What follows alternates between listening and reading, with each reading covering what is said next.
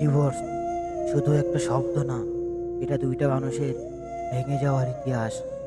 ভালোবাসার যত প্রতিশ্রুতি ছিল সব একদিন কাগজে এক টুকরোতে শেষ হয়ে যায়। যেদিন সইটা করা হয় সেদিন আসলে সম্পর্কটা না, মরে যায় হাজারটা স্বপ্ন, মরে যায় ভবিষ্যতের আশা, আর মরে যায় একজন মানুষ ভেতর থেকে।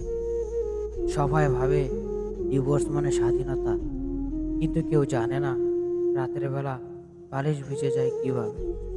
কেউ জানে না নিজের মানুষটাকে এক্স বলে ডাকতে কতটা কষ্ট লাগে।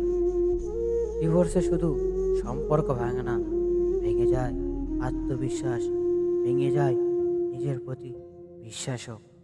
কেউ বলে সব ঠিক হয়ে যাবে, কিন্তু সত্যি কথা হলো সব ঠিক হয়ে যায় না, শুধু মানুষটা চুপচাপ করে যায়। ব্যথাটা বুকের ভেতরে জায়গা করে নেয়।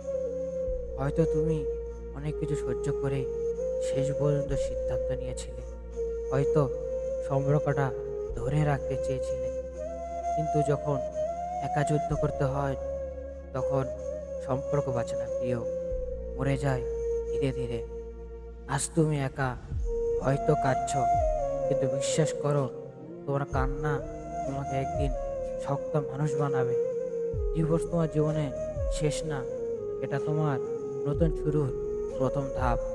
তুমি খারাপ না, তোমার ভাগ্য খারাপ না, তুমি তো ভুল মানুষটাকে ভালোবেসেছিলে।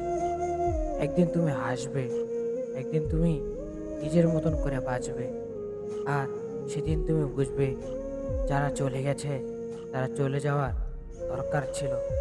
কারণ আঘাত দেওয়ার মানুষ সঙ্গী হয় না, আর সঙ্গী নামে যে থাকে সে তোমার পাশে দাঁড়ায়, তোমাকে ভাঙে না।